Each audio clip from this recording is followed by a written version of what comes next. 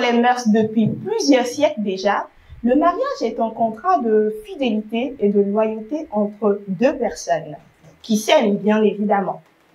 Aujourd'hui, on parle de mariage, on parle de fidélité, on parle de loyauté, on parle de contrat de mariage. Bref, on parlera de tout ce qui aura rapport au mariage.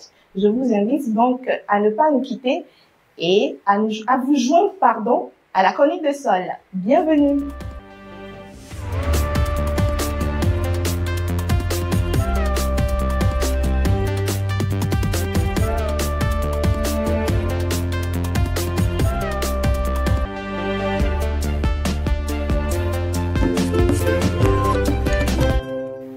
Bonsoir à tous et à toutes, j'espère que vous allez bien. Moi ça va, je vais super bien, je vais très bien. Aujourd'hui, j'ai quelqu'un sur le plateau, quelqu'un que vous n'avez pas vu depuis des siècles déjà, oui, des siècles bien évidemment, qui est revenu, je ne sais d'où, il nous le dira. Blani, ça va? Ouais, je vais très bien. Bonsoir à tout le monde, bonsoir à nos chers... Les barbes ont poussé, hein? Ouais, un peu plus. Bonsoir à tout le monde, bonsoir à nos chers internautes. Très content d'être là. Et bon, souffrez un peu de mon absence. Ça sera comme ça, j'aurai des présences. Arrête de mentir en fait. En fait, on vous avait dit la dernière fois ici que Blani a été séquestré. Et ben vous voyez sur le plateau, normalement, Dorcas devait être avec nous aujourd'hui. Aujourd'hui, on devait être en famille. Mais Dorcas étant si gentille, a accepté pour la cause, pour une bonne cause d'ailleurs, de se sacrifier. Donc, elle s'est donnée et on a repris Blani. J'espère que on pourra la reprendre très bientôt et redonner Blani. Voilà. Oui, dans tous les cas, comme elle le dit, je vais très bien. Je serai présent de façon sismographique, alternative. Je serai présent. Zigzagué. Oui, mais bon, après, l'essentiel est que l'émission, elle va bien se passer, voilà. Que ce soit avec ou sans moi, donc voilà. Et je ne suis pas seule, je suis avec le chouchou des nanas, l'homme très humble, monsieur Boris Tchota. Bonsoir Solange, bonsoir Blani. Bonsoir chers internautes. C'est toujours un plaisir de vous retrouver tous les jours, tous les samedis, tous les samedis pour discuter. Avec une très belle voix. Voilà, des thèmes qui font l'actualité. Je vous rappelle que c'est une voix off, hein, au cas où. Bon, enfin, nous sommes tous des voix off ici. Mais hein. Boris, c'est pas encore à prendre. Oui, surtout. De toutes les façons, si elle ne peut pas laisser donner un Non, tu peux pas faire ça. Aujourd'hui, ça sera un peu différent, d'accord. On va juste débattre, d'accord. Sûrement qu'à un moment, on prendra position ou pas. Mais chacun dira ce qu'il pense. Chacun dira, voilà, ce qu'il pense du thème. Et on va essayer de répondre à cette question. Alors, dis-moi, Blani, puisque bon, ça fait un moment qu'on t'a vu. À toi l'honneur, quoi. D'accord, il n'y a pas de souci. Il y en a beaucoup de jeunes qui disent aujourd'hui que le mariage est une institution dépassée. D'accord? On voit que beaucoup n'ont plus envie vraiment de s'engager, de se mettre, d'aller peut-être à la mairie et de signer un contrat. Parce que le simple fait de signer un contrat, ça fait peur. Parce que ça renvoie à beaucoup de responsabilités. On se demande, mais si j'aime la personne, est-ce que je suis obligée d'aller signer quelque chose? C'est ça. Alors, bon, beaucoup se disent que bon, ce n'est plus la peine, mais est-ce que c'est vrai? Bon, après, merci. Après, il faut comprendre que la question que vous posez, elle est existentielle. C'est une question qu'on voit tout le temps, où les jeunes, en tout cas, nous avons un peu peur d'aller signer ce contrat-là. Qui lie deux personnes, une femme et un homme, du moins, faut que je le précise. Donc, en vrai, dire que c'est une institution dépassée, moi, je crois que si je m'en tiens à certaines raisons, je dirais oui.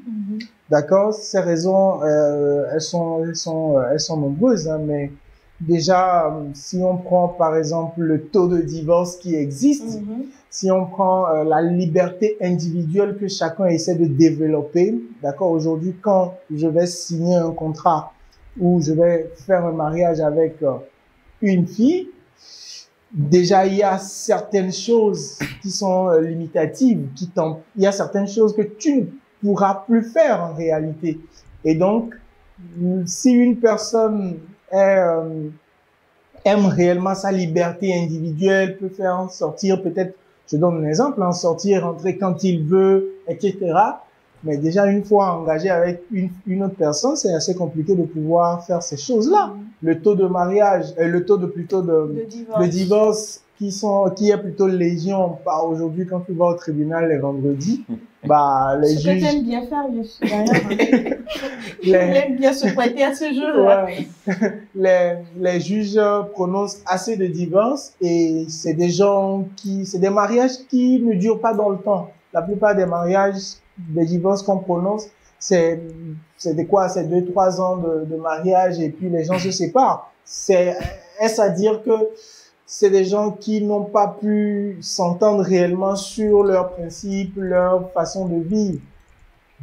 Parce qu'il faut le dire, individuellement, chacun a sa particularité, ce qui le différencie d'une autre personne.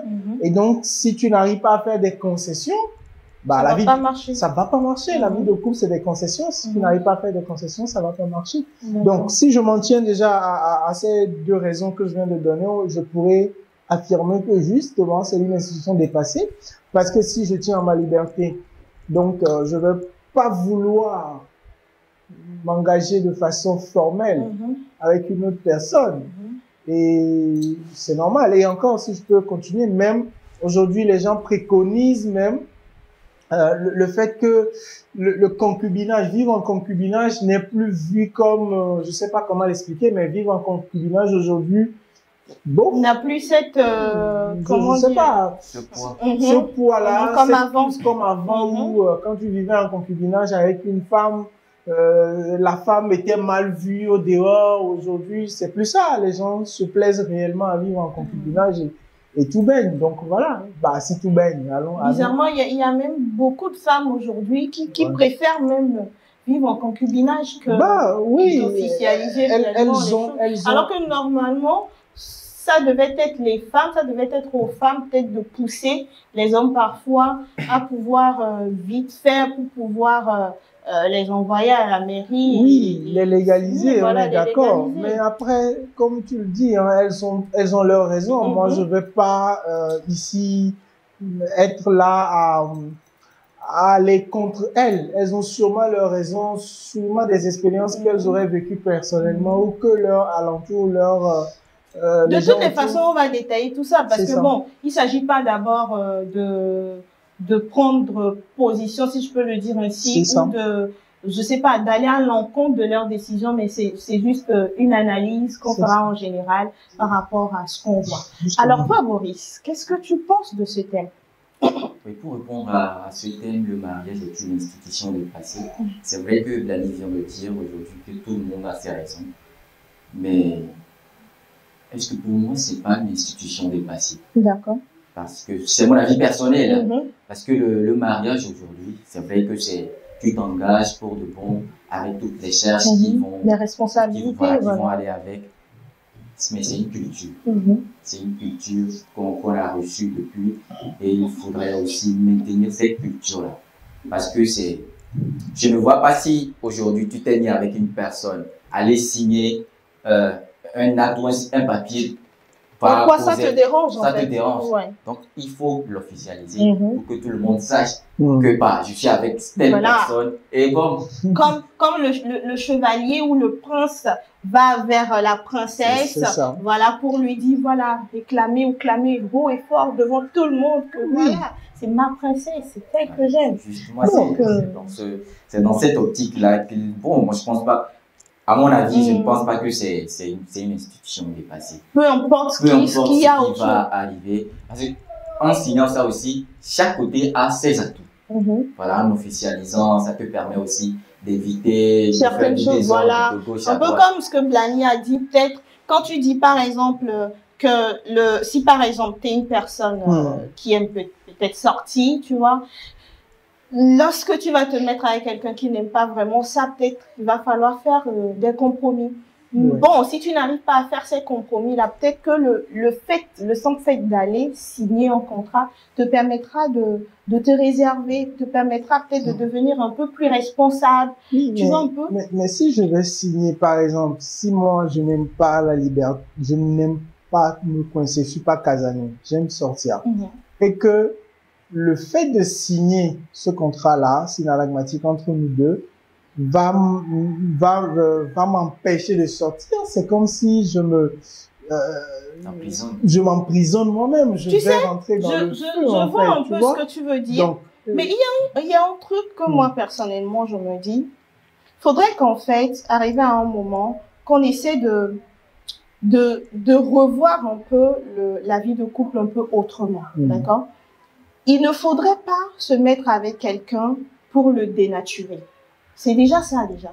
Faudrait qu'on se mette ça dans la tête. Oui. Ce n'est pas parce que moi, par exemple, je sais pas, en tant que personne, par exemple, je n'aime pas sortir ou que je n'aime pas avoir peut-être des amis, que je vais empêcher à mon partenaire de sortir ou de ne pas avoir des amis. C'est vrai que j'aime pas, d'accord?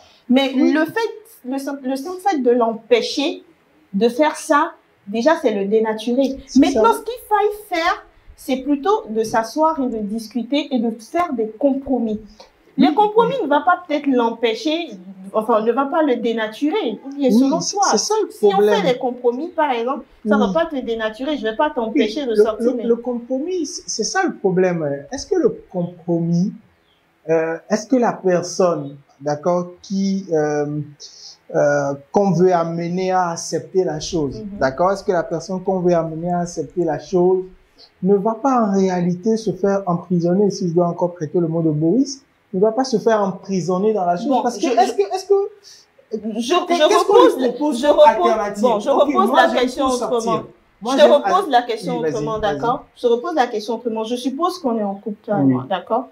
Que t'es un fêtard, d'accord? Et moi, j'aime pas forcément ça, ok? Mais je t'aime bien et tu m'aimes aussi, d'accord? Et je te demande que cette vie que tu as là ne me plaît pas et ne me rend pas heureuse à tes côtés. Je suppose que si tu es avec moi, c'est parce que tu m'aimes, n'est-ce pas? Voilà, c'est l'amour qui prend tout d'abord. Et donc, la première intention, c'est de rendre heureuse ta partenaire, qui est moi, voilà, dans l'histoire. D'accord? Moi qui suis ta partenaire dans l'histoire. Les mères mots. Voilà. Donc, si je te demande ça, normalement, si tu m'aimes, tu devais prendre en considération mes envies, d'accord? Tu devais prendre ça déjà en considération, pas te fier totalement à ce que je dis, mais prendre en considération. Le simple fait de prendre en considération te permettra de te dire, ok, d'accord, si elle n'aime pas ça, qu'est-ce que je peux faire pour ne pas déjà, moi, m'emprisonner et en même temps la rendre heureuse? Là, on s'assied et on essaie de discuter, tu vois. Si par exemple, en une semaine, tu as l'habitude de sortir 5 jours sur 7, bon, on peut essayer de faire un petit calcul partant sur une base. Et bon, peut-être que tu sortiras 2 fois dans la semaine ou peut-être 3 fois dans la semaine. Tout est question de ça deviendra un contrat. Parce que même quand tu veux créer une entreprise et que tu veux te mettre avec quelqu'un, tu donnes, enfin, comment on dit en termes un peu plus professionnels, quand vous voulez créer des apports. Voilà, bon, les critères, les apports, ce que toi tu veux, tu lui dis. Elle aussi, elle dit ce qu'elle veut. Et vous vous mettez ensemble et vous signez le contrat, tu vois. Oui, je comprends un peu, hein. Moi, mon truc, c'est que si la personne, déjà, en amont se rend compte que, si je me mets plutôt avec X, je vais me retrouver à être dans un cocon, dans un labyrinthe qui dit pas son nom. Je préfère ne pas rentrer dans ce labyrinthe-là. Je sais pas, tu comprends. Je pense que c'est aujourd'hui la plupart des jeunes, c'est cette peur qu'ils ont et c'est ce qui fait qu'ils hésitent à se lancer, par exemple. C'est ça. Parce qu'ils se disent que déjà, s'ils s'engagent avec une personne, comme on vient de prendre l'exemple de Blanick, quelqu'un qui aime se faire du plaisir, qui aime sortir, et qui aime la vie, en général. Il se dit que bon, dès aujourd'hui, si je m'engage avec telle personne, je serai contraint à réduire le nombre de sorties, le nombre de... Moi, je trouve que c'est un faux problème. Parce que si aujourd'hui, si tu t'es engagé avec une personne, je vais quand même prendre des avantages. Parce que sur le plan administratif, parce qu'aujourd'hui, l'État quand même réduit les impôts pour des personnes qui se sont mariées, qui ont officialisé. Ils ont beaucoup d'avantages. Ils ont beaucoup d'avantages. Et je ne pense pas qu'en étant marié, tu vas te dire que tu ne seras pas libre, tu seras plus coincé, tu seras plus cadré. Je pense, comme tu l'as dit, je pense que c'est un compromis. Il faut tout de même s'entendre avec sa partenaire, comme tu l'as dit. Au moins, si tu avais l'habitude de sortir 5 fois par semaine, peut-être 3 fois, pourquoi ne pas amener ta conjointe à sortir avec toi? Normalement, si tu aimes la personne, ça devait être aussi facile. Voilà. Ça devait être facile. En même temps, si elle aussi elle-même, aucun ne laisse pas sortir. Non, mais tu sais, mais en même temps, ça va aussi de ton côté, de la même façon qu'elle voit des choses en toi qui ne lui plaisent pas et qui ne la rendent sûrement pas heureuse. Sûrement que toi aussi, tu vois, enfin, aujourd'hui, là, tout de suite, là, on s'est beaucoup attardé sur les sorties, sur une personne qui aime sortir, qui aime faire la fête. Mais il y a beaucoup d'autres choses aussi qu'on peut voir. Non, des attitudes qui sont peut-être propres à la personne, peut-être sa façon de parler, peut-être sa façon de réagir, peut-être qu'il réagit excessivement, quelque chose que la fille n'aime pas forcément. Enfin, il y a beaucoup de choses, tu vois. Donc, au même moment, déjà, comme on le dit, autant des milliards de personnes que nous sommes sur Terre, autant nous avons des ADN différents. Tu vois, donc chacun est unique en son genre, même si vous êtes jumeaux. Donc forcément, quand vous vous mettez ensemble, elle a forcément quelque chose que tu n'aimeras pas, et toi aussi tu auras forcément quelque chose qu'elle n'aimera pas. Tu vois, donc de cette même manière, toi aussi tu verras des choses chez elle. Donc, on va tout de suite aller à la pause, mais vite fait, avant qu'on ne passe à la pause, dis-moi, si toi, par exemple, tu te mets avec une fille et qu'elle a des aptitudes que tu n'aimes pas forcément, qu'est-ce que tu fais? Ça, c'est des questions pièges. Mais bon, après, comme tu le dis, la meilleure façon de pouvoir vivre une vie de couple assez pérenne, c'est la communication, c'est la discussion. Donc, c'est ça que tout le monde brandit. On est d'accord, mais là, on est d'accord, tout le monde dit, OK, il faut communiquer. Mais dans l'applicabilité de cette communication-là, il y a des cas pratiques qui arrivent, qui sont assez différents. Voilà pourquoi moi je dis bien, communiquer c'est bien, c'est très bien, mais comprendre c'est mieux. Oui, c'est encore mieux. Parce que vous pouvez communiquer. Par exemple, toi et moi là, tout de suite on communique. C'est ce que je dis.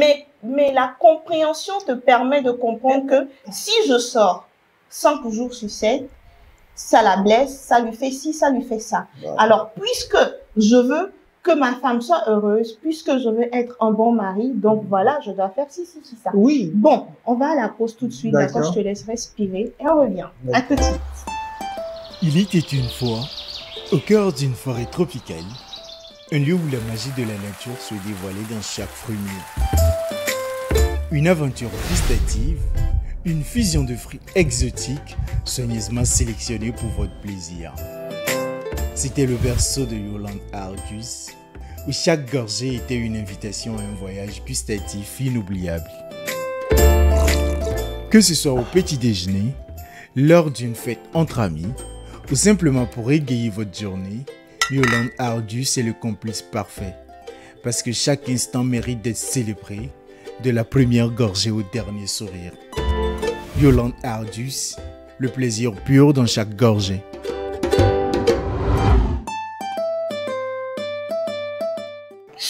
Nous sommes de retour dans la chronique de Sol et c'était tout un remue-ménage ici à la pause. On était en train de discuter avec Blani. Blani voulait nous attaquer par rapport... Oui, en fait, je disais que ce que je voulais dire, on est d'accord que voilà, se marier, ça a ses avantages. Mais moi, je vois beaucoup plus ces avantages-là, peut-être sur le plan culturel, sur le plan peut-être social, du point de vue de l'extérieur. Sinon, concrètement, là, ce que chacun vit chez lui à la maison, ah, mais c'est chaud, hein. Faudrait pas qu'on se trompe. Maintenant, si je vais peut-être aller à l'encontre de ce que Boris disait, les avantages, il a parlé d'avantages du mariage en termes de fiscalité, en termes de... Oui, c'est bien vrai que ça existe. Il y a certains avantages. Oui, mais quel est l'impact sur la vie de la personne qui prend en charge, enfin, de la personne, parce qu'aujourd'hui, cet avantage-là dont il parle, c'est bien évidemment les personnes à charge, la charge de famille qui est payée à 2000 francs, par enfant aujourd'hui.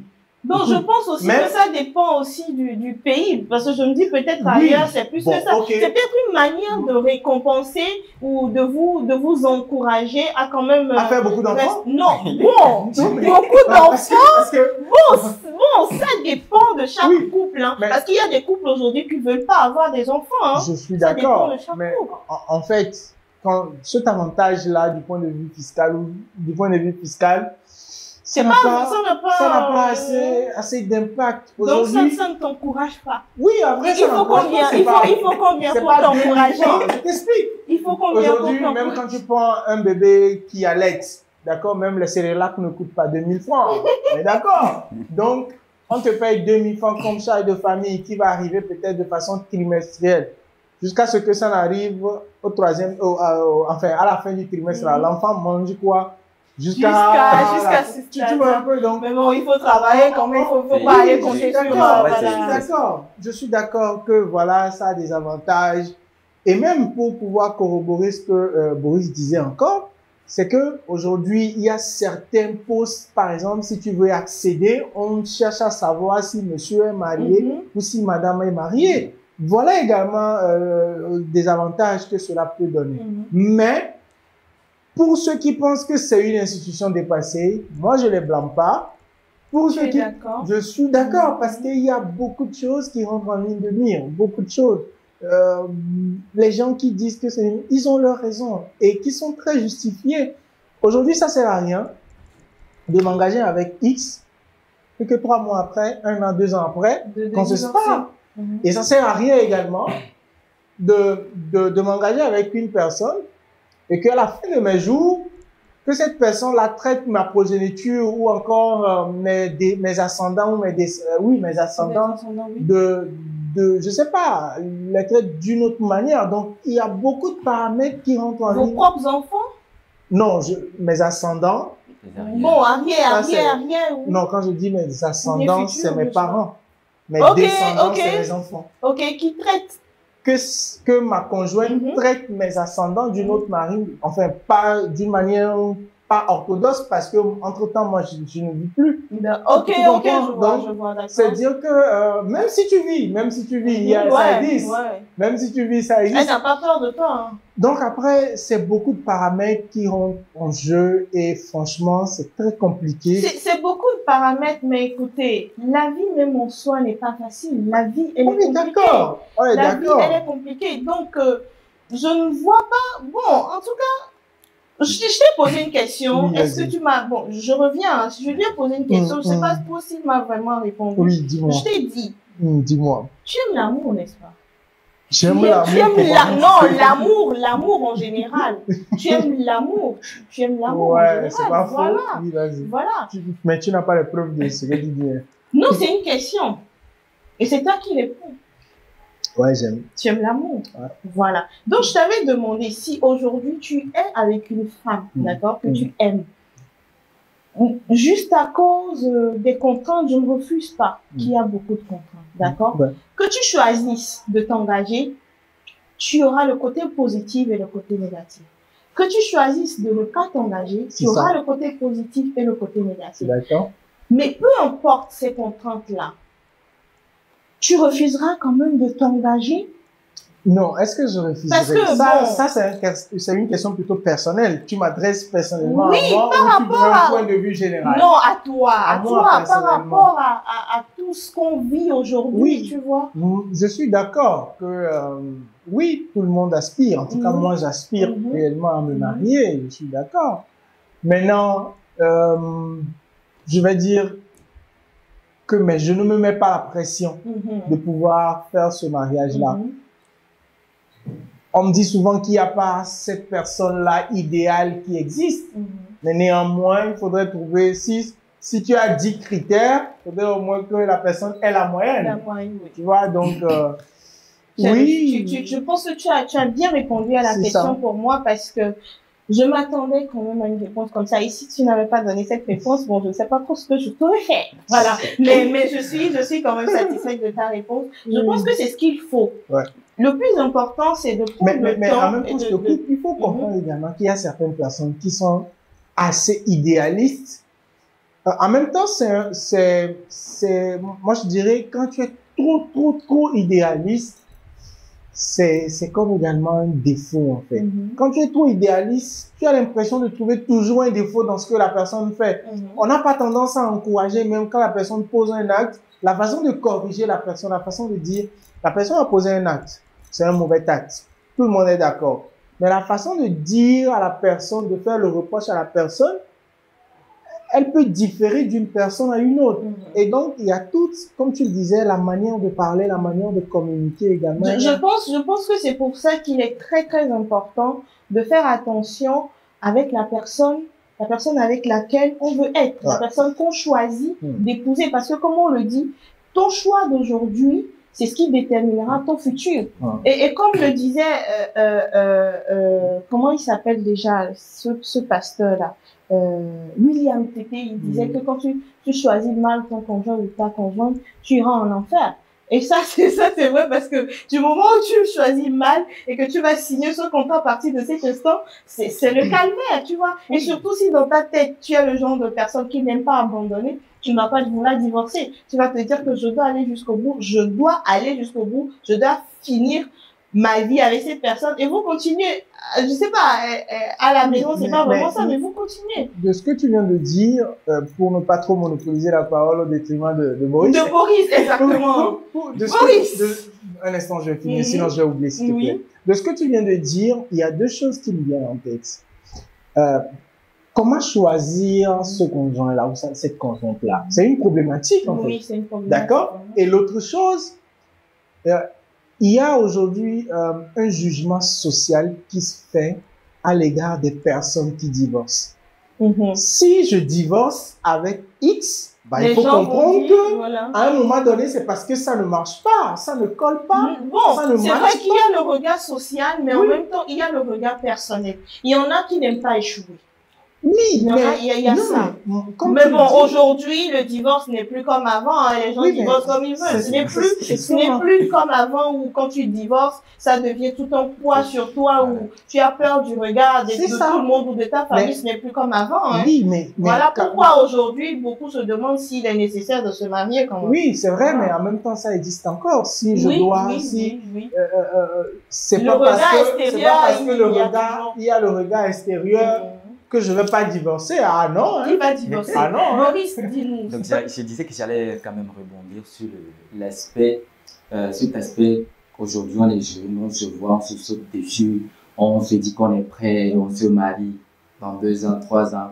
Bon, c'est le divorce qui est là. Je pense que pour ce faire, il faut tout de même prendre le temps quand même de se connaître et au fur et à mesure découvrir son conjoint et maintenant officialiser ça. Parce qu'il ne sert à rien d'être là en se disant que bon, avec toutes les charges, avec tout ce qui implique le mariage, bon, je vais quand même attendre. Tu vas attendre jusqu'à quand? Il faut pas se mettre ça dans la tête, en fait. Voilà, tu vas attendre jusqu'à quand? Il faut quand même se lancer. Quand tu as parlé des atouts, je ne parle pas aussi des atouts du point de vue fiscal. Il y a plusieurs atouts, par exemple, comme tu l'as évoqué, le plan culturel et le plan aussi pour qui ne veut pas porter une robe blanche le jour de son mariage. Pour dire que c'est la star du jour ou c'est quelque chose comme ça. Donc, je pense que quand même, il est certes que c'est difficile avec toutes les charges, avec tout ce qu'implique le mariage, mais il faut quand même se lancer, il faut se supporter et puis je pense que c'est ça. De toutes les façons, ça va pas être facile. Comme je le disais avant que tu ne me coupes, je pense que le travail qu'il est nécessaire qu'on fasse, c'est de prendre le temps d'abord, de prendre le temps déjà, et aussi de savoir choisir. Comme la question que tu as posée, c'est assez difficile. Mais je pense que c'est un exercice que chacun doit faire sur lui. Déjà, il faut se connaître personnellement, savoir ce qu'on peut apporter, peut-être dans une relation, et savoir surtout ce qu'on attend de l'autre. Tu vois? Au moins, il faut apprendre ça, il faut apprendre à s'inculquer ça. Quand tu t'inculques ça, tu pourras peut-être arriver à faire le bon choix. C'est vrai que ce n'est pas vraiment évident. Je suis d'accord. Ce n'est pas vraiment évident. Tu peux rencontrer quelqu'un qui a 1000%, qui a plus que ce que tu attendais. Et déjà, comme on le dit, pourquoi attendre quand on trouve son idéal? Oui. Tu te lances et tout, et après 2 ans de mariage, c'est le paradis. 3e année, ça commence à vaciller. 4e année, et voilà, tu te retrouves en enfer. Tu vois, c'est vrai qu'il y a ça, mais bon, je pense que de toutes les façons, on doit bien souffrir de quelque chose. Hein. Oui, mais en même temps, moi, il y a une autre chose également, vu qu'on est en pleine discussion. Oui, vas-y. L'autre chose qui me vient en tête également, c'est que aujourd'hui, est-ce qu'il faut faire le mariage avant de commencer la vie de couple ou être en concubinage et faire le mariage à un moment donné? Point d'interrogation, parce que déjà même dans l'éducation qu'on a reçue, ce n'est pas comme ça. Parce que l'autre chose, on dit de pouvoir connaître la personne, on dit de pouvoir, je sais pas, il faut connaître la personne. Il faut le cuisiner ou la cuisiner. Voilà, il faut disséquer même le caractère de la personne. Alors que mais la personne est dans une autre maison. Tu es dans une autre maison également. Mais comment est-ce que vous connaissez? Non, je pense qu'il est conseillé. Tu sais, oui. Il est conseillé un jour, je suis un pasteur qui a dit il faut être en concubinage au moins 6 ans. Ah, mais oui, voilà. Au moins, il faut être là pendant 6 ans. Vous avez eu tout le temps de vous étudier. Et après ces 6 ans-là, vous aurez décidé si avec les résultats que chacun a de son côté, vous voyez, est-ce que c'est le mec idéal, est-ce que c'est la personne idéale pour moi? 6 ans de concubinage. Mais je pense que ça, c'est une décision personnelle aussi. Oui, du point de vue de ses expériences. Voilà, du point de vue de ses expériences à lui. Et aussi, il faut pas oublier aussi que le mariage, ce n'est pas seulement entre 2 personnes, c'est entre 2 familles. Il y a aussi l'éducation qu'on a reçue. Il y a aussi l'éducation qu'on a reçue. Et il faut pas oublier que la fille vient d'une famille, que l'homme aussi vient d'une certaine famille, tu vois. Mais est-ce que le fait d'aller peut-être rester en concubinage pendant 6 ans, est-ce que déjà la famille va l'accepter? C'est vrai que bon, ce n'est pas la famille qui ira vivre avec l'homme, mais c'est quand même 2 familles qui s'unissent. Il faut pas oublier aussi les lois de la famille. Chaque famille a ses règles. Il faut pas oublier ça. Et il y a aussi quelque chose qu'il faut pas oublier. Ça n'avantage pas nécessairement la femme d'être en concubinage tout simplement sans être vraiment officialisée. Si par exemple l'homme mourait, genre elle perd tout. S'il arrivait que l'homme mourait et qu'elle n'a pas un travail conséquent, mais elle perd tout. Qu'est-ce qui prouve devant la loi qu'elle a un mari? Et déjà, si elle a des enfants aussi, bon, je n'ai pas vraiment de notion par rapport à ça. Oui. Mais est-ce que ces enfants, qu'est-ce qu'elle va bénéficier si cet homme meurt? De quoi va-t-elle bénéficier? Et secondo, les enfants aussi. Et si demain la famille vient et que la famille dit voilà, la famille, qui dit pardon, qu'elle ne le connaît pas. Et qu'elle ne connaît pas ses enfants. Qu'elle ne sait pas, la famille ne sait pas, voilà. Qu'elle ne sait pas qu'elle était avec leur fils. Oui, je comprends. De ce que tu viens de dire, je ne sais pas si je me trompe, mais je crois que dans la loi togolaise, dans la loi du code des familles, code de la famille, je pense pas que la femme soit, je peux me tromper, hein, excusez-moi, mais je pense pas que. On va vérifier ça. Oui, je pense pas que la femme soit, comment on appelle ça? Ah, punaise, que la femme puisse bénéficier de soit héritière. Non, elle n'est plus, du moment où ce n'est pas légal, elle ne bénéficie de rien du tout. S'il y a le mariage, je pense que c'est les enfants, je ne sais pas. Hein, bon, je pense, moi, de ce que je sais, s'il y a le mariage, la femme bénéficie de quelque chose, les enfants aussi. Mais s'il n'y a pas le mariage, je pense que les enfants bénéficieront quand même de quelque chose, mais la femme, non. La femme, non, elle ne bénéficie de rien parce qu'il n'y a aucun contrat qui les lie. C'est seulement un enfant qu'il y a entre eux. Oui. Maintenant, l'autre chose également sur laquelle on peut revenir, c'est également, aujourd'hui, je suivais une formation la dernière fois, la semaine surpassée, le 15, je sais pas, oui, le 15, où un prêtre c'était une formation de la caisse où un prêtre disait, par exemple, pourquoi ne pas accepter le mariage coutumier comme un mariage, par exemple, disons, légaliser, voilà. Légaliser le mariage coutumier, parce qu'aujourd'hui, tu fais un mariage coutumier, ou comment ils appellent ça, canonique, ou quelque chose comme ça, tu fais un mariage coutumier avec ta femme, au regard de la loi, vous n'êtes pas encore marié. Oui, ce n'est pas reconnu. Ce n'est pas reconnu. Voilà. Donc, quand tu vas vouloir faire quelque chose auprès de l'administration, on va te demander votre acte de mariage, le certificat de mariage délivré par le maire. Au lieu de la loi, vous n'êtes pas ensemble. Donc, au lieu de la loi, vous n'êtes pas ensemble. Donc, également, il y a cette problématique-là, également, qui est quelque chose. Et l'autre chose qui m'interpelle également, c'est ça peut faire l'objet également d'un débat où on aura assez d'invités. C'est de savoir, est-ce qu'on est pour ou contre le fait que, puisqu'on venait de le dire, que c'est pas deux personnes qui se marient, c'est au-delà de ces deux personnes-là, il y a deux familles également. Voilà. Est-ce que le fait, par exemple, qu'une famille soit contre le mariage de deux personnes, ça également, ça peut faire l'objet carrément d'un autre thème assez... Je vois un peu où tu veux en venir. Tu comprends? Avec ces problèmes de peut-être de religion, peut-être, qui ont parfois... Au-delà de la religion, hein, mais il y a des...